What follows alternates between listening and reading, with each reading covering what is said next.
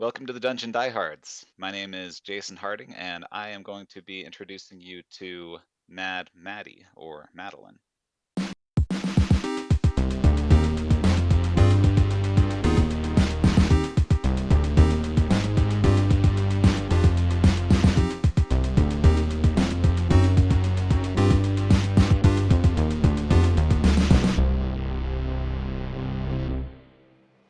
Thad went on his usual stroll through the woods to get young Madeline before dinner. As he approached, he saw the special perfect looking acorn he gave her earlier that week, on a tree stump, surrounded by makeshift traps, and a dead squirrel that was unfortunate enough to stroll across the wrong nut. Madeline, where are you? Here, Papa. His little monster Madeline made her way out of a nearby bush. Her hair so gnarled and full of twigs, she blended into the bush perfectly. She came to him wearing her ever-present smile. It was a smile that hinted she understood something that no one else did, and she was enjoying watching and waiting for everyone to catch on. Maddie gave Thad a big hug, not caring or noticing that her clothes were filthy, and his were immaculately clean. Thad sighed and smiled. Madeline, what's this all about? Gesturing at the unfortunate dead squirrel. Well, Papa, I wanted to keep the acorn you gave me safe, and I keep seeing squirrels trying to break the other acorns. So I told myself, those squirrels won't be ruining my acorn, not the pretty Papa gave me, not while Madeline lives. Madeline, let me show you something. Thad reached for the acorn. Wait, Papa, I made something. She pulled him back, then pulled on a string that resulted in acid spraying all around the acorn. He shook his head. God damn, Maddie, you scare me sometimes. You are too smart and determined for your own good sometimes. How did you inherit everything good about your mother and all my faults at the same time? You don't have any faults, Papa. Except maybe that weird bird that's sometimes on your shoulder. Thad glanced at his left shoulder with a worried look as if he expected to see something there. Tyrani hadn't perched on his shoulder for years, not since Maddie was 2, and he'd left that life behind him. Thad shrugged it off. Maddie, let me show you something. Thad grabbed a nearby rock and broke the acorn as Maddie cried out, Wait, no! Smiling, Thad grabbed the nut from amidst the broken pieces. You see, Madeline, some things are better when broken. The gift was mainly what was inside. Thad hands the nut to Madeline. Like life, it is meant to be protected, yes, but also enjoyed. Don't let your pride or coveting prevent you or others from enjoying what it has to offer. I see. Better when broken. Years later, Madeline, a woman of 28, strolls through the woods still exploring and climbing trees and seeking to influence nature in her own way as she did in her youth. She sees an acorn atop the tree and smiles. It may be time for me to teach my son the lesson Papa taught me. Madeline climbs the tree and reached for the acorn, but a movement and a flutter distracts her. Gah, damn bird! As she falls to the ground. Maddie awakes to dawn that is darkening into a purplish night in the forest. She is surrounded by odd dead creatures in a hut open to the sky. She stands and attempts to shake the fog from her mind, and sees what appears to be a mass of animal fur and brush that transforms into an old hag. Hello, young lady. I've been watching you in the present and in the foggy future. Okay, that's creepy. Why? Quiet! Don't interrupt. It's rude. We be together for only a moment. You be having a choice that's not usually been given. Your son been dying. What? Quiet, I said. He be dying. But it be an ailment that takes its time. You can save him, but you must take this. The old hag hands Maddie a vial filled of dancing purple and green liquid. It'd be a potion that can fix your problems. Mix it with milk, it'd be delicious and go down smooth. Give the solution to your father. Yes, his sacrifice will be enough to save your boy and keep you a family. The other option, you drink the potion and it give you the power to save your son. But you must abandon your family for ours. Maddie. Ours? She looks around and sees 3 other humanoid creatures appear and disappear around her in some sort of ritual. Within 2 years, you need to leave for Motuka Island. We be in the forest there.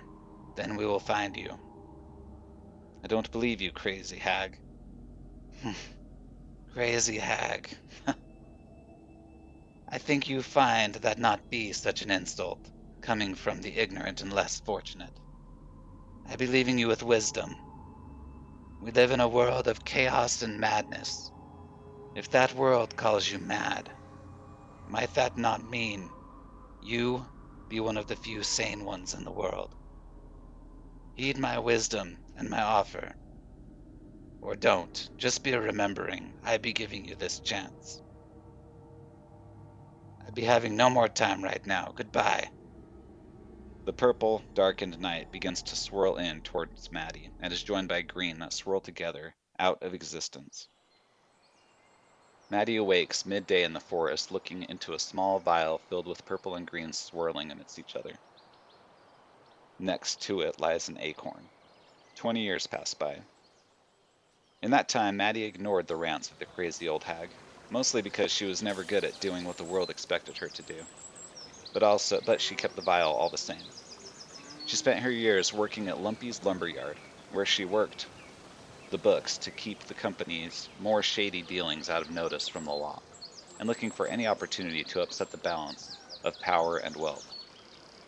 Her son Danis, a young man now, did come down with sickness, so her father Thad set out to sail in search of a cure, or someone with the means of a cure. She later received word that the ship Thad sailed on was lost at sea, which most likely meant pirates or an exceptionally bad storm. Upon receiving word, they had a memorial for Thad. Danis was unable to attend as his condition had worsened and was now in a coma, being sustained only by magical means. After the memorial, Maddie sat against her father's tombstone, feeling hopeless that This world be a cruel bitch mother. which made her remember the potion given to her by that old hag, still dangling around her neck after all these years. In despair, she drank the potion from the vial. It burned her throat going down, and her body tried to reject it. She coughed the last of it back up, and held the urge to vomit back. The burning in her throat worsened as it moved slowly down her stomach until she passed out from the pain. Maddie, in a dreamlike haze, was back in the dreamlike world, in the forest with the hut open to the purplish sky. The hag was there. She seemed startled that Maddie was there with her. What in the hell are you doing here? You're late, and you're not Thad. Maddie. What's this? You didn't drink the milk with the potion, did you? Damn it, Maddie, you're just like him. Why can't you just do what you're intended to do for once? Well, no matter. As long as you're my kin, it will work. And you will have to follow the direction now, as long as you drink all of the... Shit. You didn't drink all of it, did you? Son of a bitch. Well, it's all screwed up now. What happened? Maddie. Well, right. Well, I'm going to lay down some more wisdom on you. I be your mother, Tarani. I be a witch, and since your father isn't here, I'm assuming he didn't tell you of the oath I must be keeping with my coven. One of my kin be owing 5 years of service to the shackles as a witch, but your father, being the stubborn bastard that he is, decided we be making our own terms within that oath. It be a time of his choosing. We get to raise you until the time the oath demanded payment. which was when I visited you all those years ago, but that didn't seem to work out. Now I'm assuming your son be dead? Maddie shakes her head. Almost dead, then. Maddie shakes her head in agreement. Well, there isn't time for you to be trained as a proper witch any longer, so you must go to the shackles now and start serving. Find a way to serve on a pirate ship. Any will do, but you can't affiliate yourself with the coven, not without our training. The fact that you are of my blood and are serving should fulfill the contract. Oh yes, the contract. To this coven it gave power, that our enemies might fall and cower. 5 years of service a witch must give, to allow her kin a chance to live. That be the price that must be paid, for the shackles be a formidable maid. This covenant of service that was spoken will be passed down until the shackles are broken. Well, your fuck-up might be a good thing. You are not bound by magic to join the coven, and it seems you be surviving. She takes another look. Well, might survive. If you do survive, you must break the shackles, whatever that means, and the covenant will be void. Or serve the shackles for 5 years, per the coven's agreement, and your son will recover and live. All right, well, be gone, and Dennis will begin to recover, slowly and as soon as you begin. Madeline awoke at the gravesite from something shuffling through her overcoat.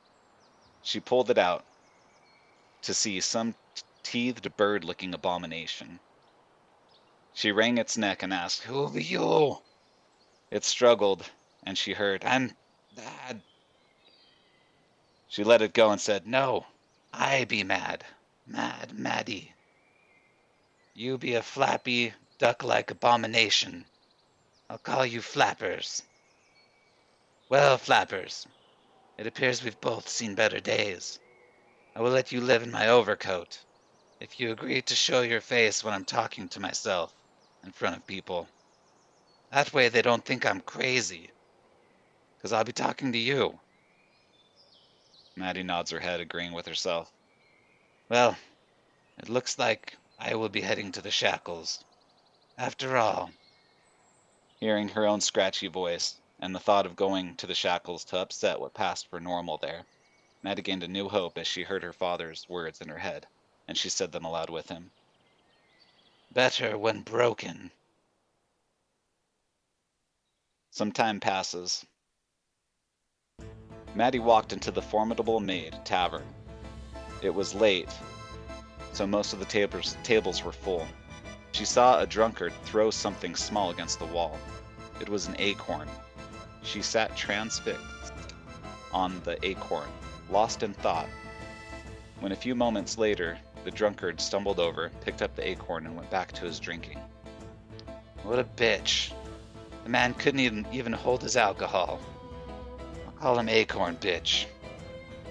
Acorn Bitch was observing an uptight fellow, the type who considered himself sophisticated, who just ate some slop and passed out. Surely the man was drugged, and was going to be press ganged into service on a ship. Acorn Bitch mumbled, "Poor fool. Oh well, fuck him." Then ate his slop, and soon thereafter passed out himself. It was prime time for press gang activity, and a ship was leaving tomorrow that was going to gain a few more crew members. Maddie had no desire to apply and explain why she'd be joining a sailing crew. And, by the way, do you happen to be pirates? She figured her chances were decent in a place like this, with the apparent drugging going on. But this was probably her fastest chance to gain entrance and serve on a pirate ship. She walked up to the table, where Acorn Bitch lay drowning in his soup, pulled his head out of the slop, noting that this bitch now owed her his life, finished his ale, and ate his slop until the sweet embrace of unconsciousness that would begin her new adventure and her path to break the shackles began. But just before passing out, she mumbled, Shit. I forgot to break that fool's acorn and and teach him what my father taught me. Then Maddie descended into darkness.